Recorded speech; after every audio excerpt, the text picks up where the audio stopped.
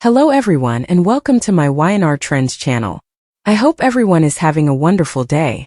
Before we begin, please hit the subscribe button and give this video a thumbs up. The dim glow of the Genoa City Memorial Hospital emergency room cast long shadows across the sterile white walls, where the acrid scent of antiseptic mingled with the faint metallic tang of blood.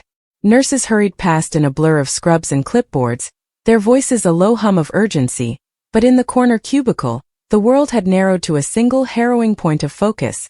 Holden Novak sprawled unconscious on the gurney, his chiseled features marred by a deep gash across his forehead that wept crimson onto the crisp sheets. Tubes snaked from his arms to 4 stands, beeping monitors charting the erratic rhythm of a heart that had nearly been stilled by a single explosive act of rage. Outside the glass partition, Victoria Newman paced like a caged panther, her designer heels clicking against the linoleum in a staccato beat that echoed her fracturing composure. Claire Newman now, in the fragile reclamation of her identity, huddled in a plastic chair, her hands clasped so tightly in her lap that her knuckles blanched white, tears carving silent paths down her porcelain cheeks. She had come to Genoa City seeking redemption, a fresh start after the horrors inflicted by her Aunt Jordan. But now, tangled in the web of love and betrayal that defined the Abbott and Newman legacies, she found herself at the epicenter of a storm that threatened to shatter everything. It had all unraveled so swiftly, a cascade of emotions too volatile to contain, beginning not in the opulent ballrooms of the Genoa City Athletic Club but in the shadowed intimacy of Chancellor Park under a moonless sky. Kyle Abbott, heir to the Jabot Empire and once the golden boy of corporate intrigue, had always prided himself on his cool-headed ambition, the sharp intellect that had propelled him through boardroom battles and family feuds alike. But love, fierce, unyielding love for Claire, had eroded that facade, exposing a primal undercurrent of possessiveness that now propelled him toward catastrophe.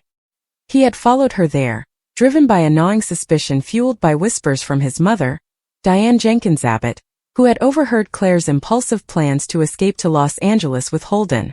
"She's just finding herself, Kyle," Diane had cautioned over a tense dinner at the Abbott mansion, her voice laced with the maternal wisdom born of her own scandals. But Kyle's mind replayed the scenes, Claire's lingering glances at Holden during their Vesper-fueled evenings at Crimson Lights, the way Holden's easy charm, a blend of roguish smile and worldly anecdotes from his days under Kane Ashby's wing, drew her in like a moth to flame. Holden, with his dark hair tousled just so and eyes that promised adventure beyond the suffocating expectations of Newman and Abbott pedigrees, represented freedom to Claire, a respite from the ghosts of her manipulated past. The park had been their sanctuary once, Kyle and Claire's, where stolen kisses beneath the ancient oaks had sealed promises of forever, amid the rustle of autumn leaves. But on that fateful night, October 1st, 2025, as the chill wind whispered through the branches, it became a battlefield. Claire had arrived first, her slim figure silhouetted against the park bench, a half-empty flask of Vespers clutched in her trembling hand, a habit born of her tentative forays into normalcy, now a crutch in moments of doubt. Holden was late, or so she thought, his text citing traffic from a late meeting with Audra Charles at Society, where old flames flickered dangerously close to reignition. Claire's heart ached with the weight of her decision. She had ended things with Kyle that afternoon in a tear-streaked confrontation at the Abbott cabin, her words tumbling out like confessions. "I moved too fast, Kyle. After everything, Jordan, the fire, the lies, I'm not ready to love like this. I need to learn how to live first."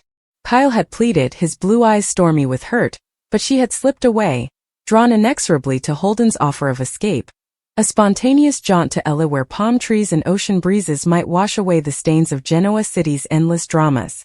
Kyle's arrival shattered the fragile peace. He emerged from the treeline like a specter, his tailored coat flapping in the breeze, face etched with a fury that twisted his handsome features into something unrecognizable. "Claire!" His voice cracked the night, raw and accusatory, drawing her gaze upward in startled alarm. She rose unsteadily, the flask slipping from her fingers to clatter against the path. "What are you doing here? I told you we needed space." But Kyle advanced undeterred, his breath coming in sharp bursts. "Space? Is that what you call running off to LA with him? With Holden? Don't lie to me, Claire. I know about the Vespers, the late nights, the way you light up when he walks into a room. You're dumping me for that snake." using finding yourself as an excuse because you can't admit you want someone who doesn't come with the Abbott baggage. Claire recoiled, her defenses flaring. It's not about you, Kyle. Or him. It's about me. About breathing without feeling like I'm under a microscope. Victor, Victoria, Nikki, they all watch me like I'm still that broken girl from the ranch. Holden. He sees me as I am now. The words hung between them, a gauntlet thrown, and Kyle's laugh was bitter, hollow. Sees you? He exploits you, Claire. He's Kane's errand boy, whispering corporate secrets while he eyes you like a prize. I warned you. The argument escalated, voices rising in the secluded glade, oblivious to the distant hum of traffic on the highway. Claire's cheeks flushed with a mix of alcohol and indignation, her hands gesturing wildly as she defended her autonomy. You don't get to decide who's good for me. Not after France, not after Audra, not after you lied about that kiss at society. Kyle flinched, the reference to his momentary lapse with Audra, a vengeful rebound amid their own strains, striking like a barb. That was nothing. A mistake. But this is betrayal. He stepped closer, too close, his hands reaching for her shoulders in a bid to pull her into the familiar orbit of his embrace. Claire twisted away, stumbling back against the bench, her eyes wide with a flicker of fear that mirrored the vulnerability she thought she'd buried. It was then that Holden appeared, materializing from the shadows like a knight-errant, his broad shoulders squared, jaw set in quiet resolve. Abbott. Back off. She's made her choice. Holden's voice was steady, laced with the understated authority of a man who had navigated Ashby Enterprises' cutthroat dealings without flinching. What happened next unfolded in a blur of motion and malice, a testament to how thin the line between passion and violence truly is in the hothouse of Genoa City's elite. Kyle whirled on Holden, his fists clenching instinctively, the pent-up frustrations of corporate demotions, family rifts with Jack and Billy, and the sting of Claire's rejection coalescing into a single explosive swing. The punch connected with Holden's jaw, a sickening crack echoing through the park, sending the taller man staggering back into a cluster of shrubs. But Kyle didn't stop. Rage blinded him, propelling him forward in a frenzy of blows. Another to the ribs, a wild haymaker that split Holden's brow open against a jagged branch. Blood sprayed in an arc, warm and sticky, as Holden crumpled, his attempts at defense faltering under the onslaught. Claire screamed, a piercing wail that finally pierced the haze, lunging to pull Kyle away. Stop! Kyle, please God, stop! Her nails raked his arm, drawing him back just as Holden's body went limp, his breath's ragged gasps against the dew-kissed grass. Sirens wailed in the distance, summoned by a jogger who had glimpsed the altercation from afar. Phone already dialing 911. Kyle stood frozen, chest heaving, knuckles raw and throbbing, the metallic scent of blood grounding him in the horror of his actions. Claire knelt beside Holden, pressing her scarf to his wound, her sobs mingling with pleas for him to stay with her. Holden, oh God, stay with me, help is coming. When the paramedics arrived, a whirlwind of flashing lights and efficient commands, they pried her away gently, loading Holden onto a stretcher with practiced urgency. Severe laceration, possible concussion, internal bruising, we need to move, one shouted into his radio. Kyle offered no resistance as the police cuffed him, the cold steel biting into his wrists a stark contrast to the firestorm within. Malicious wounding, the officer intoned flatly, reading from protocol as they marched him toward the squad car. You're under arrest, Mr. Abbott.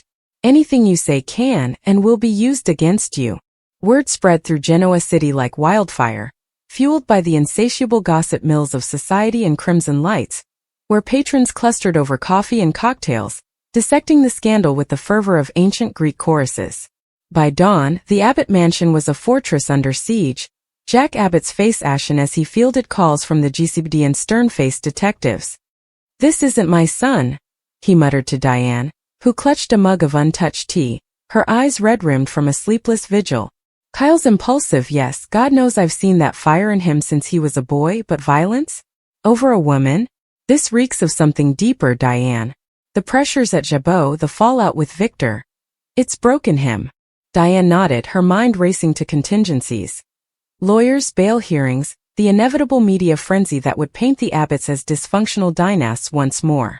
Across town at the Newman Ranch, Victoria confronted Claire in the sun-drenched living room, her voice a whip-crack of maternal fury and fear. You did this, Claire. By playing with fire, running to that opportunist Holden while stringing Kyle along. Now look. He's fighting for his life, and Kyle's rotting in a cell because of your indecision.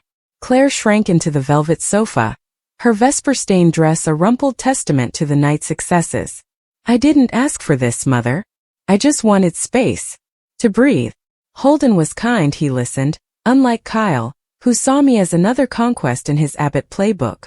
Nicky Newman, ever the voice of tempered wisdom amid the family's tempests, interjected from the doorway, a tray of herbal tea in hand as if normalcy could be summoned by chamomile. Blame won't heal this, Victoria. Claire's still healing from her own wounds. Jordan's manipulations left scars deeper than any physical blow. And Kyle. He's always been Jack's mirror, ambitious to a fault, but love twists us all. She set the tray down, drawing Claire into a tentative embrace, the scent of her Chanel perfume a soothing anchor. Yet even as she comforted, Nicky's mind churned with calculations.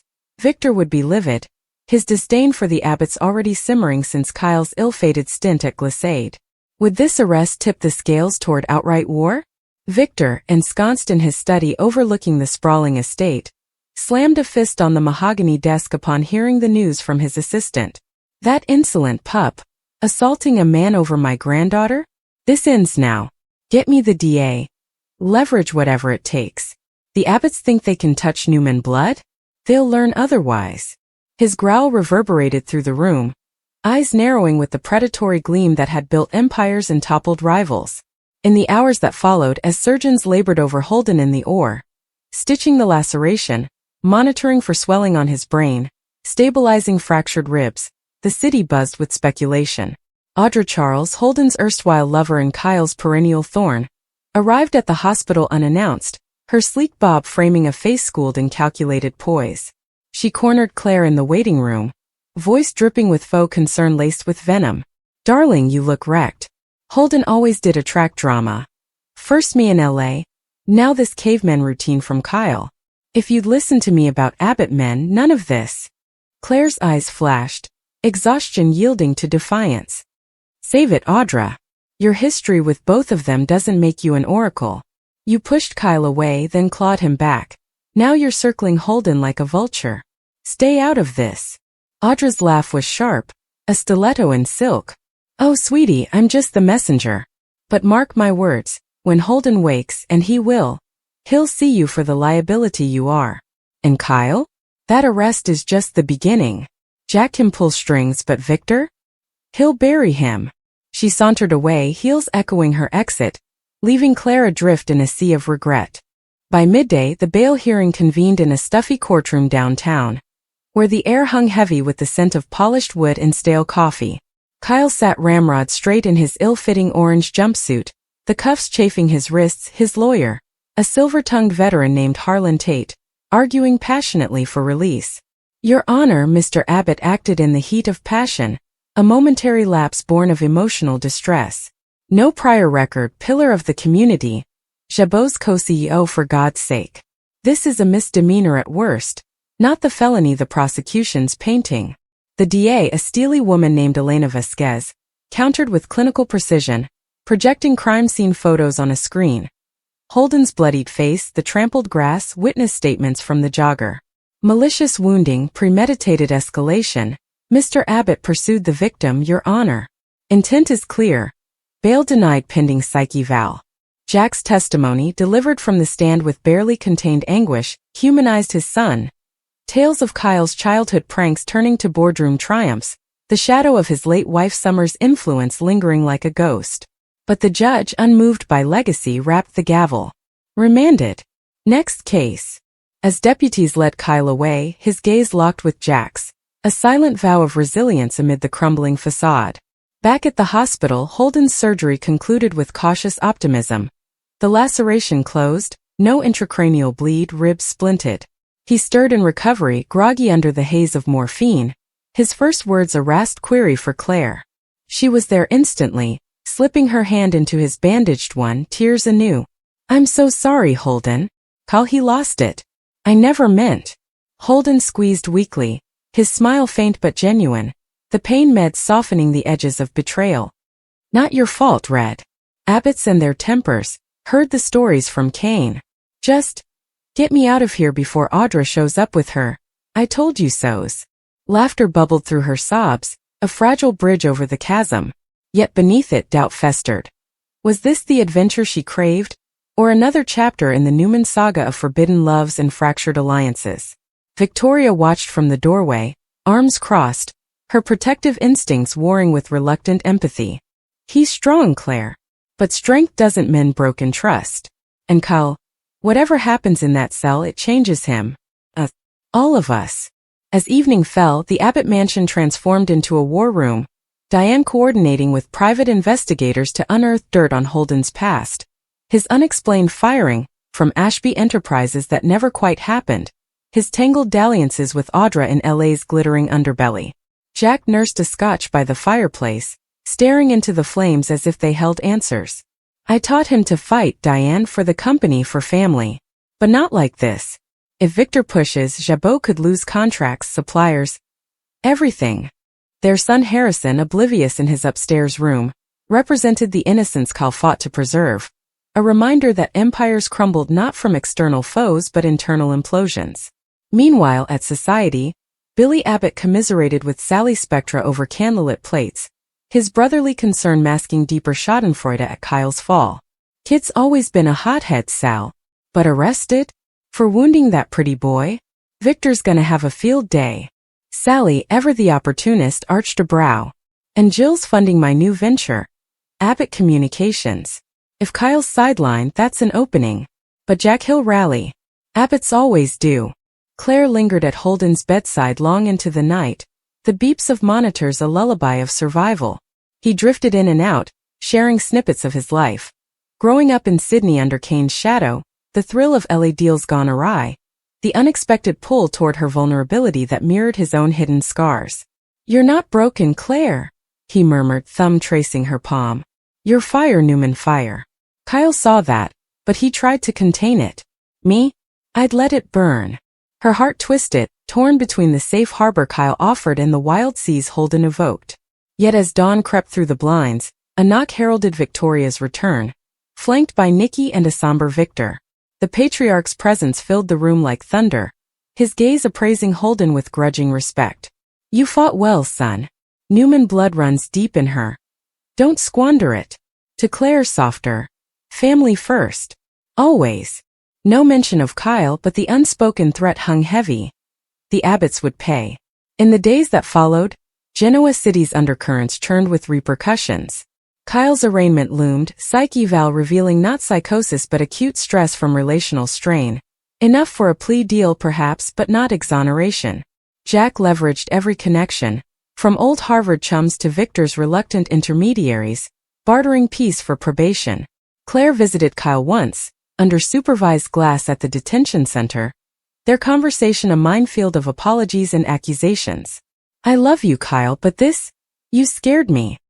He pressed a palm to the plexiglass, voice breaking. I was losing you. To him. Forgive me. She walked away unresolved, the weight of choice heavier than chains. Holden's recovery progressed, discharged to the Grand Phoenix under Audra's watchful eye, ironic, given her glee at Kyle's misfortune. Karma's a bitch, Abbott, she texted anonymously, though Claire suspected. Kane Ashby flew in from Australia, grilling his protégé on loyalties, unearthing the truth of Holden's firing. A fabricated cover for undercover ops that now entangled him in Newman Abbott crossfire. You like her, mate? Then fight clean. No more shadows. As October deepened, the scandal's echoes rippled outward. Summer Newman returned from Milan, horrified at her ex's dissent, offering testimony on Kyle's character that swayed the DA toward leniency. Phyllis, ever the wild card, dug into Holden's finances, uncovering discrepancies that hinted at corporate espionage, fuel for Jack's defense. Victor, in a rare olive branch, hosted a tense summit at the ranch, where truces were forged over bourbon, no charges pressed by Holden, in exchange for Kyle's resignation from Jabot's inner circle. Claire at the Vortex chose solitude. A solo trip to the lake house, vespers abandoned for yoga and journals. Letters from both men arrived. Kyle's fervent vows of change, Holden's quiet invitations to explore without pressure. In the quiet, she found her voice, emerging not as victim or prize, but architect of her narrative. Genoa City healed unevenly, scars fading but stories enduring. The bombshell of Holden's injury and Kyle's arrest, a chapter in the endless tome of love's savage graces. And as winter loomed, whispers of redemption stirred. Could forgiveness bridge the chasm? Or would old wounds fester into new wars? Only time, that capricious scribe, would tell.